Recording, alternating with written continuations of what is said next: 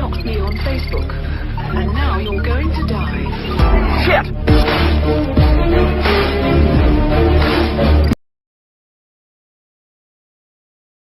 Hello and welcome to the hashing module of the Practical Cryptography course. In this module, we'll be discussing these four things: hashing, integrity, collisions, and password storage. In this particular lesson, we'll be providing an overview of hashing. Let's start by creating a definition of what a hashing algorithm is. A hashing algorithm is a mathematical formula which converts data of arbitrary length into a smaller fingerprint which represents the original data. As an example, if we took the word hello as the original message, the original data, and we processed it through an example hashing algorithm of simply adding up the letter values, where H is the 8th letter of the alphabet, and E is the 5th letter of the alphabet, and L is the 12th letter of the alphabet, and so on, you would end up with a result of 52. This 52 is what represents the original message when processed through this hashing algorithm. The result of a hashing algorithm is referred to as a message digest, or simply a digest. It's also sometimes referred to as a fingerprint or a checksum or a slew of other words. The way hashing works is that if any changes are made to the original message, the resulting digest will also be different. For example, if someone changed our word hello to the word cello, and we process it through the exact same hashing algorithm, now we're adding up 3, since C is the 3rd letter of the alphabet, and all the rest of the letters are the same, our resulting digest is going to be different. It'll be 47. We can easily determine that there's a difference between the original messages by comparing the resulting digests. Now, it might not seem like that is necessary when all you're doing is comparing a single word, but you can process an entire data file through a hashing algorithm and easily determine whether the two files are the same or different. Now, the example hashing algorithm we used of simply adding the letter values definitely has flaws. A real hashing algorithm, something that is actually used in the industry, is going to have 4 requirements that it must meet before it is approved for use in the industry. Here are those 4 requirements. The first is that it should be infeasible to produce a given digest. What that means is if I gave you the number 52, it should be very, very difficult, if not impossible, for you to create a list of words that all add up to 52. Now, our hashing algorithm definitely failed that requirement because it wouldn't be very difficult for you to create a list of other words other than hello that also add up to 52. The next requirement is that it should be impossible to extract the original message. We started with the word hello, and we converted that using our hashing algorithm to the digest 52.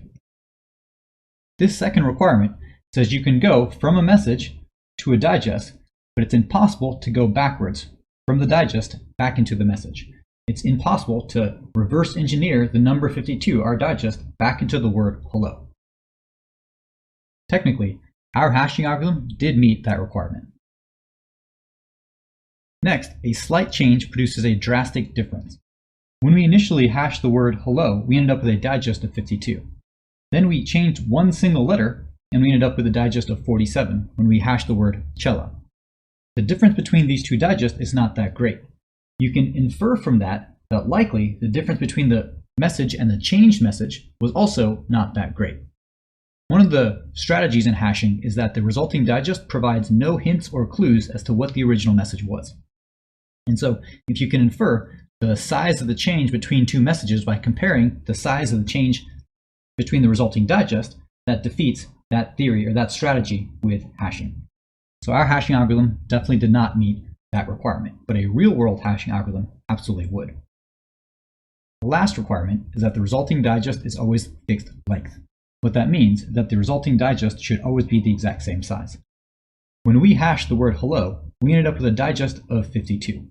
If I had instead processed the phrase, "How are you doing today?" through the exact same hashing algorithm, we would end up with a digest that was much higher. In our hashing algorithm, the length of the resulting digest, or the size of the resulting digest, gives you some clues or some approximate size of the original message.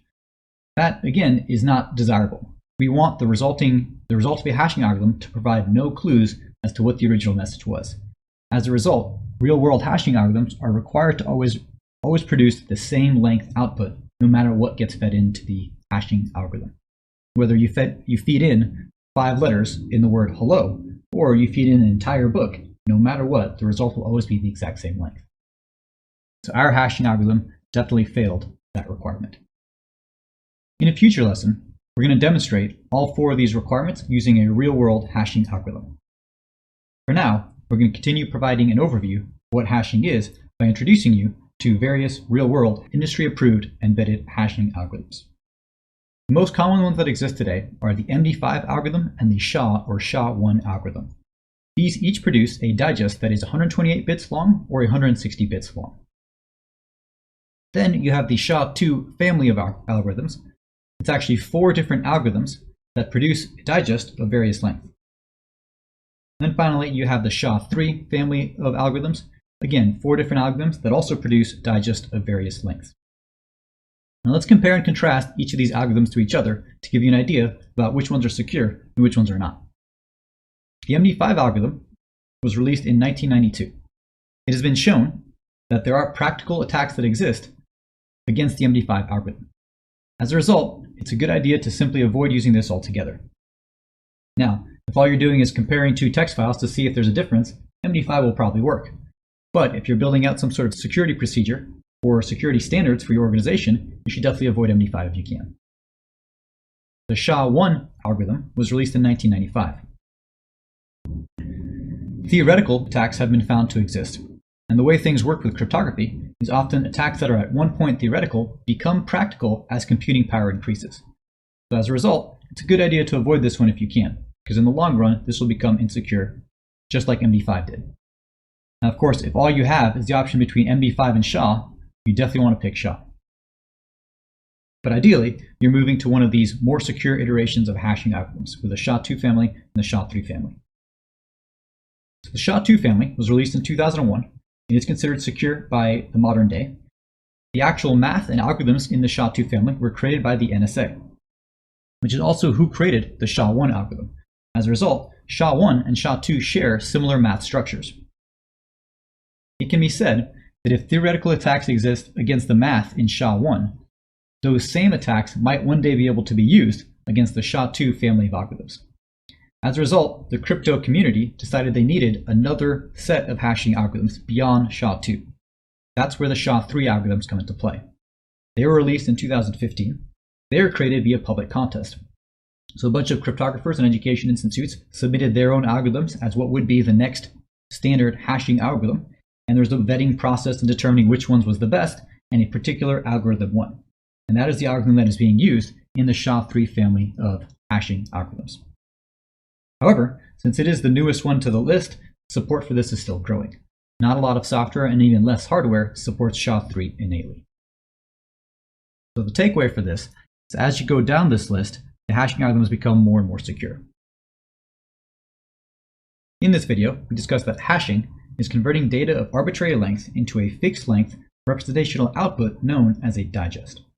And some common hashing algorithms include MD5, SHA-1, the SHA-2 family, and the SHA-3 family. I hope you enjoyed this video. I want to thank you for watching, and I will see you in the next one.